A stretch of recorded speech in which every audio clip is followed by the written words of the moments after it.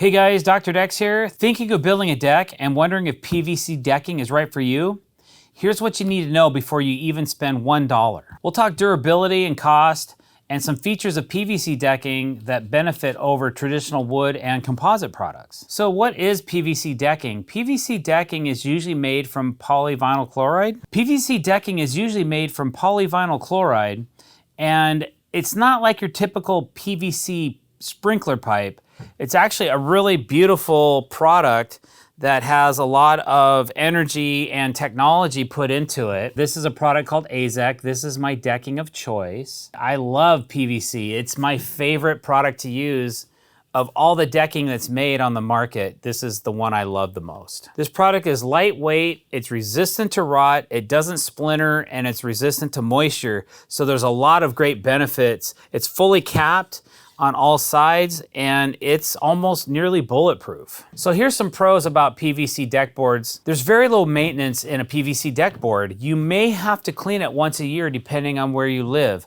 And you can buy a simple deck cleaner like 30 seconds cleaner and clean it once a year, spray it on. You can hose it off, or you can use a light pressure washer on it. You don't need a hard pressure washer unless you're trying to clean in between the deck boards or something like that. So it's easy maintenance. I'm not saying no maintenance because there's really not much out there that's zero maintenance, but it's a great product for that type of application. It's weather resistant. This product will not absorb any moisture whatsoever. There's no wood fiber in this product at all, so it doesn't absorb moisture like some potential composites could. This particular brand has a really high-end architectural scraped grain. There's variegation in the colors. They have multiple colors. This is their vintage collection. I think there's 6 colors in this, plus they have other AZEK products as well. It's easy to install, to carry, to craft, and to Cortex, which is a hidden fastener system. Depending on the board width, if you get this is a wider board, so there's no grooves in it. They don't have available grooves in this particular board. But if you buy a narrower board, a 5.5-inch wide board, they do have a groove board, so you can use hidden fasteners with that as well. I've gone back on PVC decks that are over 10 years old, and they still look as good as the day I installed them. Okay, a couple cons. I've talked about some of the benefits and the niceties of the product. Probably the biggest con to using a high-end PVC deck board is the cost. The cost is going to cost more by a couple dollars a square foot, $2 to $4 per square foot more than a standard composite. But if you're comparing it against wood, obviously there's going to be a price increase. But then again, you got to consider the maintenance that you're not going to be doing on this deck to keep it nice, such as if you have a wood deck, you have sealant and staining and cleaning that you need to do every year. Plus, over the years, even if you keep a good sealant on it, you're still going to get decay, and naturally it's going to start breaking down. Another thing that you need to know about PVC deck boards is they can expand and contract. So the board, when it gets warmer, it can expand a little bit, so you need to be aware of that. So you can put the proper fasteners in the decking, you can put the certain breaks in the deck where you need to, and that is also something you need to do is follow the manufacturer's installation recommendations just by reviewing it on their website, or actually you can even have a local rep come out and give you those pointers that you need to make sure you're doing a successful installation. Another con might be, depending on the color you choose, if you choose a darker color in PVC, it can get hot. So you got to think about that. Like this color here, it's light gray. It's not going to be as warm as if you choose a dark gray color, such as dark hickory or something like that.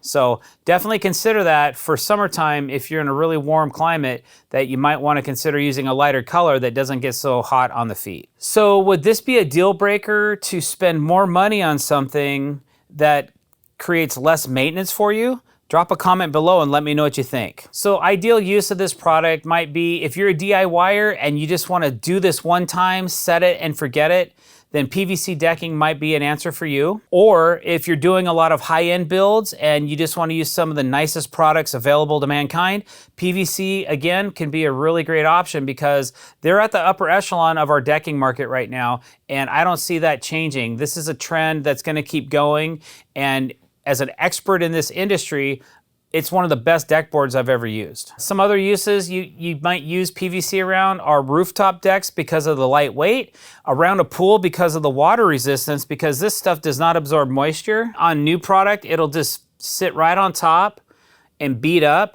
And that's kind of a releasing agent that's sitting on the decking. After the releasing agent goes away, this water will sheet out. Right now, it's still gonna wanna beat up though, because there's this releasing agent when they make it and they run it through the die, they want to make sure it doesn't stick. But that will go away. And after a rain, like I'll tell my clients, because what can happen, like if it's heavy pollen season in the spring and it rains, and then the pollen lands on the deck, and then the water dries, it can leave like round pollen spots all over the deck.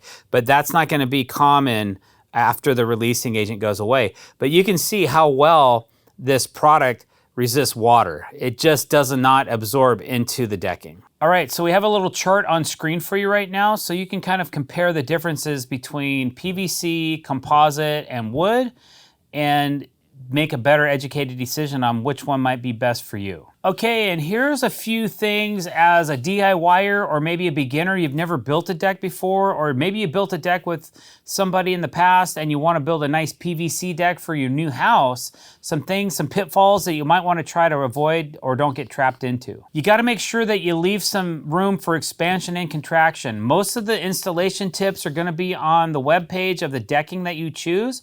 So definitely make sure that you leave room for boards to move back and forth. And you're gonna really be mostly concerned about contraction more than expansion. But if you are building on a very hot summer day and you don't take into account for contraction, you might find that your deck board gaps are gonna be a lot bigger than you want them to be, especially in the winter time. So remember that contraction is just as important as the expansion factor when you're installing these deck boards. Definitely use the proper recommended fasteners for your PVC decking. I only use stainless steel fasteners regardless if I'm using a face screw, a hidden clip, or whatever.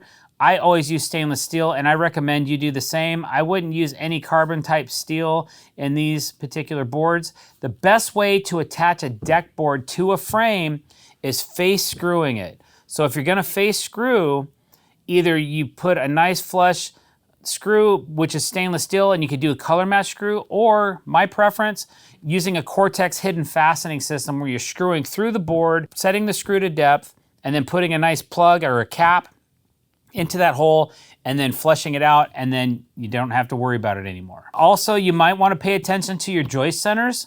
Most PVC deck boards are allowed to span up to 16 inches on center, but it's my recommendation. You don't have to bring it in necessarily to 12 inches, but around 14 inches is a good width for your decking. It just gives it a little bit firmer feel underfoot, and you don't have as much flex when you're walking around on the deck. That's really a personal preference, but I always bring my joist spans in a little bit. If you bring them into 12 inches on center, you got a real sturdy deck, the joist span will span further, but you're gonna have problems getting your tools and your fasteners, screws, nail guns, and things like that into the joist bay because they're so close together. Sometimes it's unavoidable, sometimes it's not. 14 inches, try it.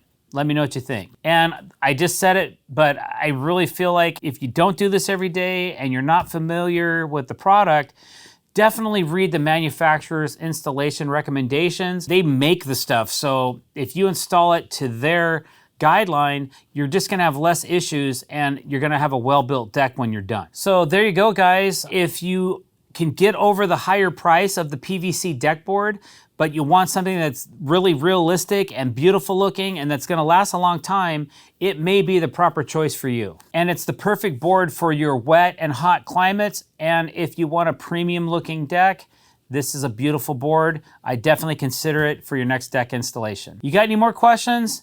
Drop them below. I try to answer them as much as I can. I will get back to you in a timely fashion, whatever possible, guys. And if you really want to see what a PVC deck looks like or how we install it, don't forget to hit that subscribe button or the bell icon and check out some of our other videos where we do exactly that. Thanks for watching this video, guys.